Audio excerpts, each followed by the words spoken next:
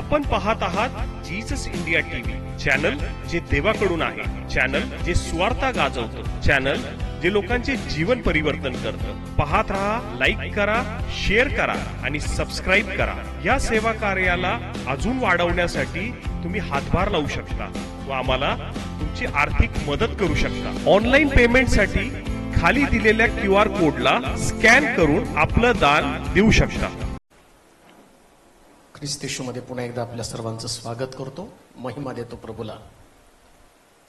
अतिशय महत्वाच्या टप्प्यामध्ये आम्ही आलेलो आहोत. सगळ्यात चांगला देव ज्याचं नाव यहोवा, तो यहोवा देव आमच्यामध्ये आहे आणि त्याची सेवा करणं ही जगात सगळ्यात भारी गोष्ट आहे. कोणी इमारती बांधतं, कोणी राहण्यासाठी बंगला बांधतं, कोणी वेगवेगळ्या प्रकारच्या योजना करून आपल्या स्वतःला सिद्ध आणि या जगामध्ये मी कोणीतरी खास व्यक्ती आहे दाखवण्याचा प्रयत्न करतं. परंतु धन्य ते लोक जे अहोरात्र परमेश्वराच्या घरामध्ये उभे राहतात. म्हणून दावीद म्हणतो, मी परमेश्वराचं एक वरदान मागितलं ते हे की त्याच्या मंदिरात माझी वस्ती व्हावी. जगात जर सगळ्यात चांगलं कोणतं ठिकाण असेल तर देवाचं मंदिर. देवाच्या मंदिराशिवाय दुसरी कोणतीच गोष्ट जगामध्ये चांगली नाही. आणि म्हणून असं म्हटलंय, तुझ्या घरात उभं राहणाऱ्यांची केवढी धन्यता. धन्यता म्हणजे इंग्लिशमध्ये त्याला म्हटलं ब्लेसिंग. आशीर्वाद कशामध्ये? तर देवाच्या घरामध्ये उभं राहण्यामध्ये. आणि असं लिहिलंय, जे परमेश्वराच्या घरात उभं राहतात, परमेश्वराच्या मंदिरामध्ये स्वतःला समर्पित करतात, ते सगळ्यामध्ये जगातले सुरक्षित लोक आहेत. सगळ्यात सुरक्षित कोण माहिती का? तर देवाच्या घरामध्ये राहणारे लोक. प्रभूचे आभार मानतो की लांबून लांबून लोक नाशिक, मनमाड या ठिकाणातनं चर्चला भेट देण्यासाठी काहीतरी अपेक्षा घेऊन लोक या ठिकाणात आलेले आहेत. परंतु मी 100% तुम्हाला सांगतो की इथून आलेला कोणी व्यक्ती रिक्त गेलेला नाही, कोणीच नाही. पुष्कळ ठिकाणामध्ये आम्ही गेल्यावर आम्ही अनेक साक्षी ऐकतो. परवा कोणीतरी एका व्यक्तीने फोन केला आणि सांगितलं की मुलाच्या कानामधनं इतकं रक्त, पाणी सगळं काही वाहत आहे. अनेक वर्षापासून प्रयत्न करत आहोत, पण त्याच्या कानातलं रक्त आणि पाणी काही थांबायला तयार नाही. फार उपचार केले, पण आता हतबल झालो.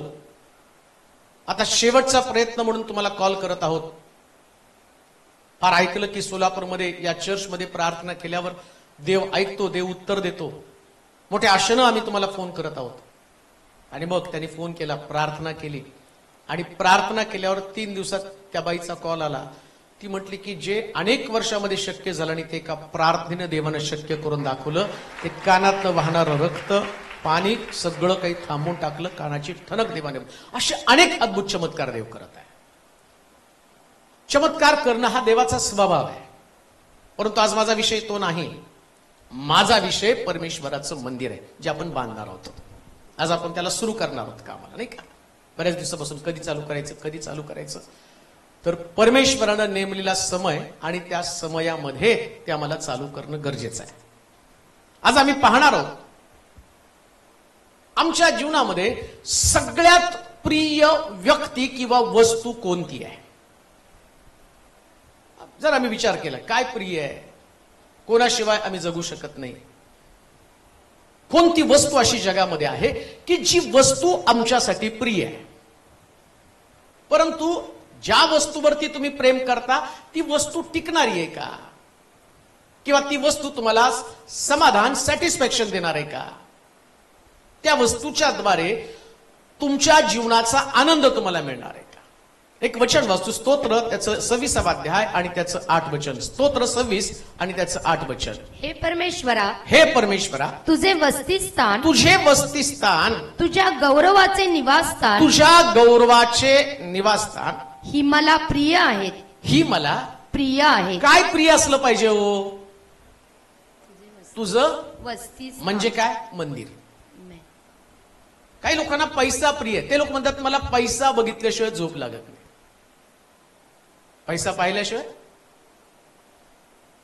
हे पैसा नाही मिळाला तर जीव कासावीस होतो. म्हणजे जे तुमच्याकडे आहे ते तुम्हाला का सर्व्हिस करणार? बरं, तुमच्याकडे पैसा नाही म्हणून तुम्हाला भीक प्या आणि झोप लागत नाही, आणि ज्यांच्याकडे पैसा आहे त्यांनाही झोप लागत नाही. सुरक्षा, चोर आला तर कसं होणार? कुठं गुंतवायचा पैसा? काय करायचं? कसं पैशाची सुरक्षा? पण अनुभवी दावीद, हा दावीद मात्र त्याच्या जीवनामध्ये सगळ्यात प्रिय गोष्ट कोणती, तर तो म्हणतो तुझं वसतिस्थान, तुझं मंदिर मला प्रिय आहे. पुन्हा मी तुम्हाला सांगतो, पैसा येतो आणि जातो, पण देवाचं मंदिर कायमस्वरूपी राहतं. जाणाऱ्या गोष्टीचा विचार करू नका, जाणाऱ्या गोष्टीचा कधीच विचार करू नका. असं लिहिलंय त्या ठिकाणामध्ये, तुझं मंदिर, काय लिहिलं? तुझं वसतिस्थान, तुझ्या गौरवाचे निवासस्थान, तुझ्या गौरवाचे निवासस्थान ही मला प्रिय आहे. मला प्रिय आहे. पाथक्यांबरोबर नाही, परत, हे परमेश्वरा, हे परमेश्वरा, तुझे वसतिस्थान, तुझे वसतिस्थान, तुझ्या गौरवाचे तुझ्या गौरवाचं निवासस्थान. हे वसतिस्थान मला प्रिय का? तो म्हणतो त्याचं गौरवाचं ते निवासस्थान आहे. आमेन. मंदिर म्हणजे तुम्हाला माहिती का, हे परमेश्वराचं गौरव उतरून येण्याचं ठिकाण आहे.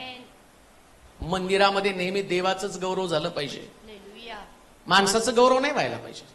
आणि ज्या मंदिरामध्ये माणसाचं गौरव होतं ना, ते मंदिर देवाचं नसतंच. परमेश्वराचं मंदिर हे त्याच्या गौरवाचं ठिकाण आहे. आज मंदिरामध्ये देवाचं गौरव उतरून का येत नाही? कारण माणसानं माणसामध्ये गौरवाची स्पर्धा लावलेली. कोण श्रेष्ठ? त्या मंदिरामध्ये महत्वाचं कोण आहे? पाळक महत्वाचा का? मेंबर महत्वाचे का? वर्शिप लीडर महत्वाचे? वाजवणारे महत्वाचे? गाणारे महत्वाचे? सेक्रेटरी महत्वाचा का? वडील महत्वाचा? कोणी महत्वाचं नाही. महत्वाचा तो फक्त देव आहे, फक्त त्याचं गौरव. ह्या चर्च ही संकल्पना येते ना, त्या संकल्पनेमध्ये फक्त प्रभूला उंच करण्याचं काम केलं पाहिजे. जेव्हा मंडळीमध्ये देवाचं गौरव होतं ना, ऐका, हे गौरवाचं सूत्र जर तुम्हाला कळलं ना, या चर्च मधनं, मंदिरामधनं गौरव देवाकडे पाठवायचं, आणि मग देव त्याचं गौरव मंडळीमध्ये पाठवत असतो, त्या भवनामध्ये, त्या चर्चमध्ये. आणि देवाचं गौरव उतरून आल्यावर काय घडतं? जेव्हा चर्चमध्ये देवाचं गौरव उतरून येतं, त्यावेळेस सर्व आजारी बरे होतात, कर्जात असणारे लोक कर्जापासून सुटका मिळते, आणि निराशेच्या गर्तेमध्ये असणारे लोक त्यातून बाहेर येतात. म्हणून जीवनामध्ये जर प्रेम कशावरती करावं, तर देवाच्या मंदिरावरती करावं. दावीद म्हणतो, हरणी जशी पाण्याच्या प्रवाहासाठी लुलपते, तसं माझा देवा, माझा जीव तुझ्यासाठी लुलपत आहे. त्याचं प्रेम मंदिरावरती आहे. म्हणून पहिलं तुमचं प्रेम मंदिरावरती असू द्या, चर्चवरती असू द्या.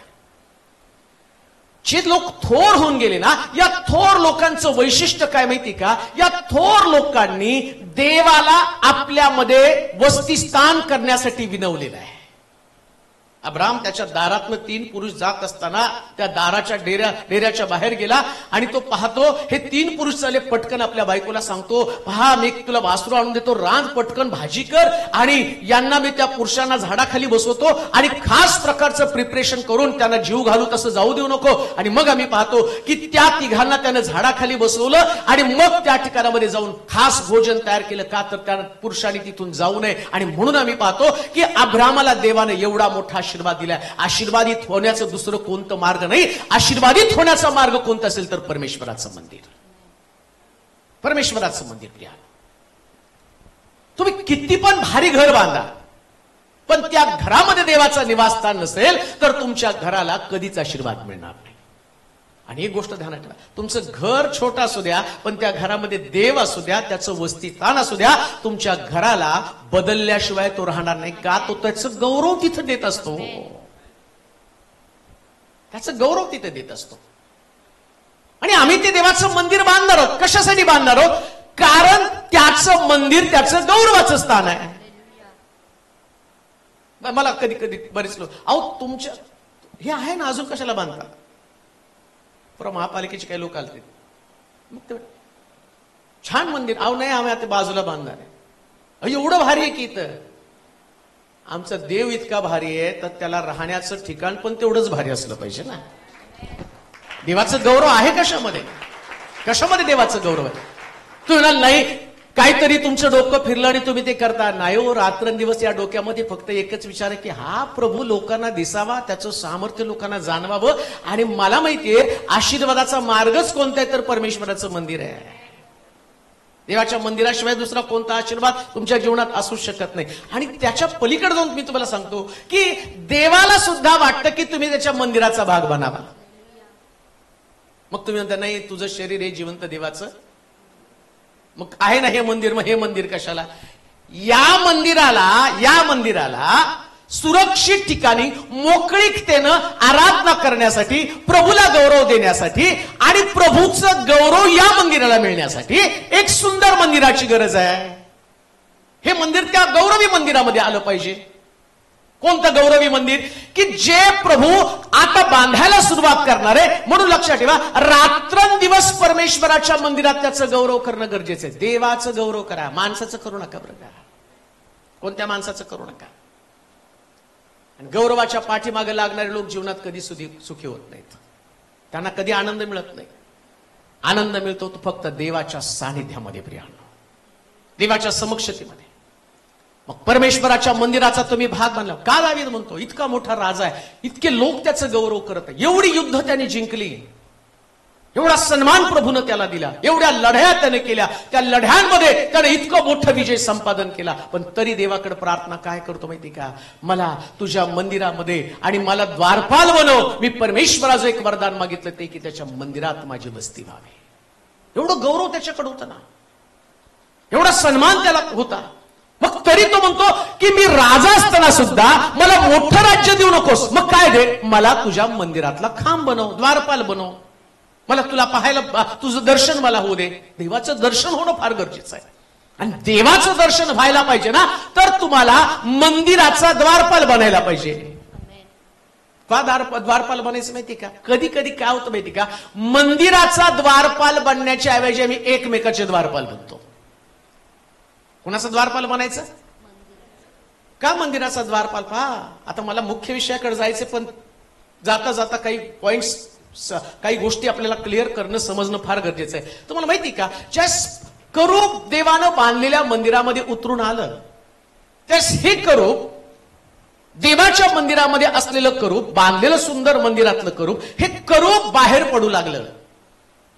आणि ते करूप परमपवित्र स्थानामधनं त्या दरवाजापर्यंत आलं. आणि दरवाजापर्यंत लोकांना पाहतंय, लोक त्या करूबाला परमपवित्र स्थानातनं दरवाजात दाराजवळ जाऊन थांबलं. तर लोक जात येत होते, परमपवित्र स्थानातल्या करूबाकडे कोणाचं लक्ष नव्हतं. आणि ते करूब पाहतं, लोक चर्चमध्ये येत आहे, जात आहे, पण त्यांचं लक्ष माझ्याकडे नाही. करूब अंगणामध्ये जाऊन बसलं. अंगणातनं पण त्या करूबाकडे कोणी बघायला तयार नाही. करूब डोंगरावरती जाऊन बसलं. अरे डोंगरावरती गेल्यावर तरी माझ्याकडे त्यांचं लक्ष लागेल. डोंगराकडे पण त्यांनी पाहिलं नाही. आणि शेवटी करूब उडून गेलं. मग दावीद म्हणतो मला तुझ्या मंदिराचा द्वारपाल बनव. का? मला जाणारे येणारे लोक नको, तर तुझं सानिध्य मात्र दिसलं पाहिजे. कोण आलं कोण गेलं, चर्चमध्ये, देवाच्या मंदिरामध्ये आमचं लक्ष कोणाकडे असलं पाहिजे? आमचं लक्ष फक्त देवाच्या सानिध्याकडे असलं पाहिजे, बस. ज्या मंडळीमध्ये, ज्या चर्चमध्ये, ज्या इमारतीमध्ये लोकांचं लक्ष देवाच्या सानिध्याकडे नसेल, ते चर्च कसं गौरवी चर्च असणार आहे? जगामध्ये जर प्रभूला त्याचं गौरव चर्चमध्ये, इमारतीमध्ये, मंडळीमध्ये पाठवायचं, तर त्याच्या अपेक्षा लोकांचं लक्ष फक्त माझ्याकडे, पवित्र आत्म्याकडे लागलं पाहिजे. पवित्र आत्म्याचा अभिषेक चर्चमध्ये राहतो का, त्याचा विचार केला पाहिजे. त्याचा विचार जर केला नाही तर संपलं सगळं काही. मी माझ्यापुरता विचार केला, मी माझ्या आणि माझ्या जवळच्या व्यक्तीपुरता विचार केला, मग देवाचं सानिध्य माझ्याकडे नाही राहणार. कधी कधी मी माझ्याकडे जास्त विचारतो, माझा विचार जास्त करतो. आणि जेवढा मी माझा विचार करेल तेवढं मी स्वतःला सुरक्षित करण्याचा प्रयत्न करतो. का देवाचं सानिध्य जातं ते मी तुम्हाला सांगतो. कधी कधी मी स्वतःकडे जास्त लक्ष लावतो. आता मी देवाच्या मंदिराचा द्वारपाल म्हणायचं म्हणजे लक्ष कुठं असलं पाहिजे? करूबाकडे, देवाकडे लागलं पाहिजे लक्ष. पण कधी कधी माझ्याकडे लक्ष लागलेलं आहे. माझ्याकडे लक्ष लागल्यामुळं आता देवाचं सानिध्य चाललं हे कुठं लक्षात येत आहे. मग मी रक्षण कुणाचं करतो? माझं रक्षण करायला लागलो. देवाच्या सानिध्याचं करण्याच्या ऐवजी माझं रक्षण करायला लागलो. मला काय वाटतं, मला सिंपत्ती, माझं कोणीतरी ऐकलं पाहिजे. माझ्यावरती कोणीतरी विश्वास ठेवला पाहिजे, माझं जीवन मी सुरक्षित केलं पाहिजे. लक्षात ठेवा, तुमच्या जीवनाची सुरक्षा फक्त देवाच्या सानिध्यामध्ये आहे. स्वतःला सुरक्षित करू नका. जितकं तुम्ही स्वतःला सुरक्षित कराल ना, तितकं देवाचं सानिध्य तुमच्यापासून दूर जाईल. माझ्या 25-26 वर्षाच्या सेवेमध्ये मी स्वतःला कधीच सुरक्षित केलं नाही, कधीच नाही बरं का. सगळं माझं लक्ष होतं की देवाचं काम पुढे जावं. अजून पण तेच आहे. अजून सुद्धा माझ्या डोक्यामध्ये एकच विचार असतो, जास्तीत जास्त लोकांपर्यंत देवाचं वचन कसं पोचावं, ते कसं प्रभूकडे वळावे. त्यामुळे मी कधी व्यक्तीमध्ये नाही अडकून पडलो, कधीच नाही पडलो आणि पडणार पण नाही कधीच. कुठल्या व्यक्तीमध्ये ना, नातेवाईकांमध्ये ना, घरातल्या लोकांमध्ये. म्हणू दे आमच्या आईने, तिची तर कुरकुर असते सारखी, साऱ्या गावाशी बोलतो पण माझ्याशी बोलत नाही. गावाला माझी गरज आहे, तुला नाही माझी गरज. तुला तुझी नातवंड परतुंड सगळे त्यांच्याकडे तुझं लक्ष लागू दे. मला देवाशी आणि देवाच्या लोकांशी घेणं देणं आहे. का? कारण माझा विश्वास आहे, मला माझ्या प्रभूची सेवा करायची. आणि मी कधी कुठल्या विचारानं पण चाललो नाही बरं का. कधी कधी काही लोकांना असं वाटतं की नाही, आमचं नाही ऐकत. तुमचं ऐकत नाही, मला तुमचं ऐकण्यासाठी देवाने ठेवलं नाही, मला त्याचं ऐकण्यासाठी ठेवलंय. आणि मी त्यांचंच ऐकतो, देवाचंच ऐकतो बरं का. आणि जास्त लोकांना वाटतं ना आमचं नाही ऐकत, त्यांना वाटतं त्यांचं आमच्यावरचं प्रेम कमी झालं. तुम्हाला कोणी सांगितलं मी तुमच्यावर प्रेम करतो? मी देवावर प्रेम करतो. हालेलुया. मी तुम्हाला हेच सांगतो, तुम्ही देवावरती प्रेम करा. मी तुमच्यावर प्रेम कसं करू शकेल? ज्यानं मला तारण देण्यासाठी, पापातनं बाहेर काढण्यासाठी आपला पुत्र दिला, मी त्याच्यावरती प्रेम करणार आहे. आणि त्याच्या संदर्भात असणारी प्रत्येक व्यक्ती, येशू म्हटलं नाही का, मनुष्याचा पुत्र हरवलेले कोणाला शोधायला आला? तुम्ही हरवला का? हरवला का तुम्ही? मग तुमच्याकडे का लक्ष देऊ? पॉइंट काय? तुम्ही हरवला का? मग हरवलेले शोधण्यासाठी आल्यावर हरवलेल्या लोकांकडे बघितलं पाहिजे ना. गौरव तेच आहे. मंदिराच्या दारामध्ये द्वारपाल म्हणून तो का थांबतो? तो म्हणतो हरवलेले मला दिसले पाहिजेत. कोण चाललंय मंदिरातनं करूप कसं बाहेर चाललं ते पाहायला पाहिजे. त्याच्याकडे आता मुख्य गोष्टीकडे आपण जाऊया. इतिहास, पहिले इतिहास 22 अध्याय 1 पासून काही वचन आपण वाचूया. पहिले इतिहास आणि त्याचं 22 अध्याय 1 ते 11 वचन. त्या समयी दावीद म्हणाला, परमेश्वर देवाचे मंदिर, परमेश्वर देवाचं मंदिर हेच आणि इस्रायलाचे होम बली अर्पिण्याची वेदी हीच मंदिराच्या उभारण्याची पूर्वतयारी इस्रायल देशात जे परदेशीय राहत होते त्यास एकत्र करण्याची दाविदाने आज्ञा केली आणि देवाचे मंदिर बांधण्यासाठी चिरे घडून तयार करण्यास पाथरवट लाविले. आणि दाविदानं दाराच्या कवाडासाठी खिळे आणि सांध्यांसाठी पुष्कळ लोखंड अपरिमित पितळ व असंख्य गंधसरू ही जमा केली. सिदोन व सोर येथल्या लोकांनी गंधसरूची पुष्कळ लाकडे दाविदास आणून दिली. दावीद म्हणाला, माझा पुत्र शल्मोन तरुण व सुकुमार आहे आणि जे मंदिर परमेश्वराप्रित्यर्थ बांधावयाचे आहे ते अत्यंत भव्य सर्व देशात विख्यात व शोभिवंत झाले पाहिजे. म्हणून मला त्यासाठी तयारी केली पाहिजे. या प्रकारे दाविदानं आपल्या मरणापूर्वी पुष्कळ तयारी केली. पहिला मुद्दा, त्याचं सगळ्यात मोठं स्वप्न कोणतं? दाविदाचं बरं का. तुमच्या स्वप्नाचं मला काही घेणं देणं नाही. काही लोक म्हणतात ना, डोळे मिटण्यापूर्वी मुलीचं लग्न व्हावं, मुलाचं लग्न व्हावं. तुमचं झालं काय? दिवे लावले. आणि आता ती किंवा तो काय दिवा लावणार आहे? मला डोळे मिटण्यापूर्वी माझ्या मुलाचं चांगलं झालेलं बघायला पाहिजे. त्याला नोकरी लागली पाहिजे, त्याला अमकं लागलं पाहिजे, त्याला तमकं लागलं पाहिजे, मला घर बांधलं पाहिजे. अनेक लोकांची मरणापूर्वीची काही स्वप्न आहेत. पण दावीद काय म्हणतो माहिती का, माझा मृत्यू आता जवळ आलाय आणि जवळ येताना माझं एक स्वप्न आहे. कोणतं स्वप्न? तर म्हणतो परमेश्वराचं मंदिर बांधणं हे माझं स्वप्न आहे. तुमच्या लक्षात येतं का? खरं स्वप्न कोणतं, खरं आत्मिक जीवन कोणतं? ज्याला असं वाटतं की परमेश्वराचं मंदिर बांधावं. म्हणून मी तुम्हाला म्हटलं, तुम्ही घर बांधलं पण तुमचं घर सुरक्षित नाही.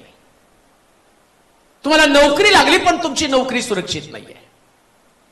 तुम्ही लग्न केलं पण तुमचा विवाह पण सुरक्षित नाहीये.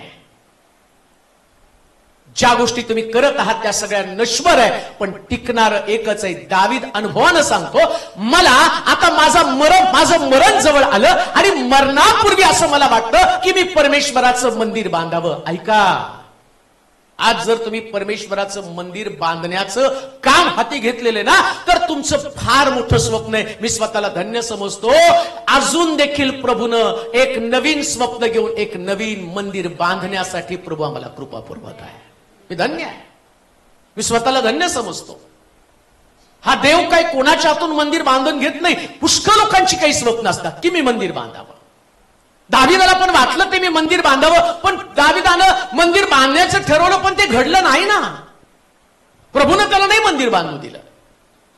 त्याला मंदिर बांधायचं होतं आणि शास्त्र सांगतं त्यानं मंदिर बांधण्याची पूर्वतयारी केलेली आहे. लक्षात ठेवा, आमच्या जीवनाचं स्वप्न, आमचं विजन काय असलं पाहिजे? मंदिर बांधण्याची आम्ही पूर्वतयारी करावी. आणि मला खूप आनंद वाटतो, जसं आम्ही चर्च बांधण्याचा विचार लोकांसमोर मांडला आणि लोकांसमोर मांडल्याबरोबर सगळ्या मंडळीतल्या लोकांनी एक स्वप्न घेऊन माझ्या पाठीमागं उभं राहिले आणि त्यांनी म्हटले, आता आमच्या डोक्यामध्ये दुसरं तिसरं काही नाही, पुष्कळांसमोर पुष्कळ प्रश्न होते आणि त्या प्रश्नाला अनुलक्षून त्यांच्या गरजा मोठ्या होत्या. पण जेव्हा त्यांना कळलं आम्ही परमेश्वराचं मंदिर त्यांनी आपल्या स्वप्नांवरती फुल्या मारल्या आणि ते म्हटले, आता खरं स्वप्न तर परमेश्वराचं मंदिर बांधणं आहे. आणि ज्यांनी या गोष्टीकडे आणि लक्ष लावलं, मला तुम्हाला सांगू द्या, तुम्ही सगळ्यात मोठं काम करत आहात. कारण जेव्हा तुम्ही परमेश्वराचं मंदिर बांधतो तर त्यास देव तुम्हाला बांधण्याचं काम करत असतो. तो तुम्हाला उद्ध्वस्त करणार नाही, तो तुम्हाला आणि कुठल्याही परिस्थितीमध्ये खाली पडू देणार नाही. सगळ्यात भारी गोष्ट कोणती असेल तर देवाचं मंदिर बांधणं.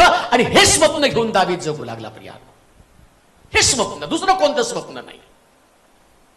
जगातल्या लोकांना जी स्वप्न जगायची ती जगू द्या. सगळ्या स्वप्नाचा अंत आहे, पण परमेश्वराच्या मंदिराचा स्वप्नाचा अंत कधी होऊ शकत नाही. त्यानं पूर्वतयारी केली. मला तुम्हाला उत्तेजन देऊ द्या. फार लोक आहेत आणि प्रत्येकाशी मी जवळून पाहिलं. काही लोकांनी ज्यावेळेस माझ्याशी ते व्यक्तीशा बोलतात आणि त्यास मला कळतं त्यांच्याकडे त्यांचे प्राधान्यक्रम होते. जसं सोनलकडे तिचं घर बांधायचं होतं, तिला पण घर घ्यायचं होतं. पण ज्यावेळेस तिला ते पैसे मिळाले, ती म्हटली माझ्याकडे नाही, पहिले आपण परमेश्वराच्या मंदिराला बांधण्यासाठी देऊ. परिणाम काय झाला? तिने इकडं ते ₹1,00,000 आणून दिले आणि तिकडं प्रभूनं तिचं घर बुक करून ठेवलं. हे दिलं प्रभूनं तिला. हे घर हे परमेश्वराचं मंदिर बांधायचं होतं, ग्लोरी. आणि तो निखिल आला, त्यांनी त्यांच्या मुलाच्या ऍडमिशनसाठी पैसे जमा केले होते. काळा म्हटल्यानंतर तिथे ऍडमिशनसाठी पैसे लागतात. परंतु इथं आला, उत्तेजित झाला आणि जाताना ऍडमिशनचे पैसे त्यांनी या ठिकाणामध्ये देऊन टाकले. आणि मलाच ते घेताना कसं तरी वाटत होतं. शेवटी ज्या ऍडमिशनचा समय आला, तिने गळ्यातलं घाण ठेवलं आणि ऍडमिशन घेतलं. पण माझा विश्वास आहे प्रभू सगळ्यात भारी तिला देणार आहे. हे तुमचं आहे. परमेश्वराच्या मंदिराचं हे तुमचं स्वप्न असलं पाहिजे. आणि या स्वप्नासाठी जगत असताना लक्षात ठेवा, काय गमावलं याचा विचार करू नका. कारण देणारा उत्तम दाता तो स्वर्गातनं प्रत्येक गोष्ट पाहत आहे. जर त्यानं 5 भाकरी 2 मासे घेऊन हजारो लोकांना तृप्त केलं, 12 टोपल्या परत केल्या, विधवेची एक भाकर घेऊन त्या विधवेला 3.5 वर्षाचा पुरवठा केला, तर काय त्याच्या घराच्या बांधकामासाठी तुम्ही करत असलेली गुंतवणूक याचा मोबदला तुम्हाला मिळणार नाही का? तो त्याचं गौरवाचं ठिकाण आहे. त्याचं गौरव आहे त्या ठिकाणामध्ये. पुष्कळ लोकांनी दिलेलं आहे, पुष्कळ लोक करत आहे. अजून त्यांचं स्वप्न आहे आणि मी अजून लोकांना उत्तेजित करत आहे. जे लोक मला ऐकत आहेत त्यांना मला तुम्हाला सांगू द्या, या मंदिराच्या बांधकामासाठी तुमचं आणि जे योगदान असेल याचं प्रतिफळ प्रभू स्वर्गातनं तुम्हाला देणार आहे. असं प्रतिफळ देईल की इतिहास निर्माण होईल आणि तो इतिहास लोकांना सांगेल आम्ही परमेश्वराच्या गौरवाचं भाग बनलं आणि देवानं त्याचं गौरव आम्हाला दिलेला आहे. प्रभू त्याचं गौरव देतो. लक्षात ठेवा, मंदिर बांधणं ही तुमची तयारी असली पाहिजे. एक छोटीशी मुलगी, नागपूरमध्ये एक छोटीशी मुलगी होती. तिने ऐकलं या ठिकाणामध्ये लोक मंदिर बांधत आहे आणि तिला कोणीतरी 10 रुपये 20 रुपये खाऊचे पैसे जमा करून करून त्या मुलीनं मला वाटतं जवळजवळ 600-700 रुपये त्या गल्ल्यामध्ये जमा केले. नागपूरवरून तिने पाठवून दिलं आणि सांगितलं पास्टरला माझ्यासाठी विशेष प्रार्थना करा. 7वीची मुलगी, परंतु देवाच्या मंदिरासाठी तिचं योगदान आहे आणि माझा विश्वास आहे जेव्हा ती मोठी होईल त्यास प्रभू तिच्यासाठी सर्वोत्तम असणाऱ्या गोष्टी देणार आहे. हे देव आहे प्रियानो. हे कोणा साध्या व्यक्तीचं काम नाही, हे परमेश्वराचं काम आहे आणि परमेश्वराच्या कामामध्ये तुमचं असणारं योगदान, तुम्ही जे करत आहात याचं योगदान फार महत्वाचं आहे. म्हणून परमेश्वराचं मंदिर बांधण्यासाठी दाविदानं पूर्व तयारी केलेली आहे. दाविदाला माहिती आहे की आजपर्यंत मी महाल बांधला, आजपर्यंत मी माझं राज्य बांधलं, आजपर्यंत ज्या ज्या गोष्टी मला आवश्यक होत्या त्या सगळ्या गोष्टी केल्या, पण आता मला परमेश्वराच्या घरासाठी काहीतरी करायचंय. देवाच्या घरासाठी काहीतरी करणं हे तुमचं स्वप्न असू द्या प्रियानो. आतापर्यंत तुम्ही स्वतःसाठी खूप जगला, परंतु देवासाठी जगणं गरजेचं आहे. देवाच्या मंदिरासाठी जगणं गरजेचं आहे. का देवाचं मंदिर बांधणं गरजेचं आहे? देव सुद्धा दाविदाला म्हटला, अरे मी आतापर्यंत तुमच्या बरोबर मंडपात म्हटलं तर मी मंडपात राहिलो, मेघस्तंभ अग्निस्तंभाच्या द्वारे मी तुमच्या बरोबर चालत, मी कधी कुरकुर केली नाही, कधी मी तुमच्याशी तक्रार केली नाही. परंतु मला असं वाटतं आता माझ्यासाठी एक सुंदर मंदिर असावा. त्यानं मंदिर बोलला प्रियानो. पण दावीद नुसता मंदिर नाही, 3-4 वचनामध्ये काय म्हणतो होतो? आणि दाविदाने दाराच्या कवाडासाठी 3 आणि 4 वचन खिळे आणि सांध्यांसाठी हा. पुष्कळ लोखंड, अपरिमित पितळ व असंख्य गंधसरू हा. ही जमा केली. सिदोन व सोर येथल्या लोकांनी गंधसरूची पुष्कळ लाकडे दाविदास आणून दिली. दावीद म्हणाला माझा पुत्र शल्मोन तरुण व सुकुमार आहे आणि जे मंदिर परमेश्वरा प्रित्यर्थ बांधावयाचे आहे ते अत्यंत भव्य. कसं असावं? भव्य. कसं असावं मंदिर? भव्य. काय स्वप्न असलं पाहिजे? तुमचा बंगला नको भव्य, काय बांधलं पाहिजे? भव्य मंदिर, परमेश्वराचं मंदिर अत्यंत भव्य. बऱ्याच लोकांना प्रश्न, मग कशाला भव्य बांधायचं एवढं? तुमच्या देवाची ताकद तर समजली पाहिजे ना. बरं, अजून एक गोष्ट मी तुम्हाला सांगतो. आम्हाला प्रश्न पडतो कधी कधी, परमेश्वर काय झाडाखाली पण येतो ना? बरं, परमेश्वर झाडाखाली येतो, मग तुम्ही झाडाखाली बसा बरं, तिथं घर बांधा. तुम्ही झाडाखाली जेवा, झाडाखाली झोपा. तुम्ही विचार करताना काय म्हणता? नाही, आमच्या खोलीमध्ये एसी असला पाहिजे, एसी असलं पाहिजे, थंड असलं पाहिजे. आणि परमेश्वराच्या मंदिराचं बांधकाम करताना आम्ही म्हणतो एक साधारण बांधकाम झालं तरी चालतं. नाही, ज्याला बायबल मधलं रहस्य कळालं. बरं, दुसरी गोष्ट मला तुम्हाला सांगू द्या. ज्या परमेश्वर त्याची मंदिराची भव्यता करत असतो ना, तर त्याला माहितीये या लोकांकडनं मला घ्यायचं का, तर यांना मला भव्य बनवायचंय. असं लिहिलंय मिस्रामध्ये. पहा, या मिस्रामधनं इस्रायल लोकांना देवानं बाहेर काढलं आणि तो परमेश्वर या मोशेला आज्ञा, देवाची कल्पना कशी असते समजेल बरं का तुम्हाला. त्यात मंदिराची भव्यता, परमेश्वराची कल्पना, परमेश्वराची योजना. 10 पिढ्या पाठवल्यावर तो म्हटला की आता मी फारोचं मन कठीण करेल. 10 पिढ्या त्यांच्यावरती येतील. मग 10 पिढ्या आल्यावर फारो तुम्हाला स्वतः म्हणेल जावा, मग तुम्ही तुमची बायका लेकरं घेऊन निघा. आणि निघताना मिस्त्र्यांचं सगळं सोनं बायकांनी जाऊ द्या, मला उचन द्या. आता पण कधी कधी लग्नात जाताना द्या ना तुमचा नेकलेस. तसं तिकडं पण होतं. ते गेले आता मिस्त्रामध्ये 10 पिढा पाठवल्यावर ते मिस्त्री बायका एवढ्या वैतागल्या होत्या, सोनं नाही सगळं घेऊन जावा, पण इथं थांबू नका, तुम्ही थांबला तर प्रॉब्लेम येणार आहे. म्हणून देवानं 10 पिढा पाठवून त्यांच्यामध्ये एवढी दहशत उत्पन्न केली की यांच्या अंगभर त्या मिस्त्र्यांचं सोनं त्यांच्या अंगावरती होतं. आता मिस्त्र्यांचं सोनं याने अंगावर घातलं आणि गेले. हे एवढे खुश झाले ना, ते सगळ्या बायका खुश झाल्या. मिस्त्र्यांचं सोनं आमच्या अंगावर, मिस्त्र्याचं सोनं आमच्या अंगावर. तो म्हटलं मिस्त्र्यांचं सोनं तुमच्या अंगावर नाही, मला दर्शन मंडप बांधायचा, त्याच हे सगळं सोनं तिकडे असलं पाहिजे. मग दिलं कोणी? देवाने. अंगावर घातल्यावर कोणाचं झालं? तुमचं. आणि मंडप बांधायच्या, दर्शन मंडप बांधायला झाल्यावर मग तुम्हाला प्रश्न पडतो काय द्यावं, तो म्हणतो तुमच्याकडे जे आहे ते द्या. हालेलुया. आता तुमच्याकडे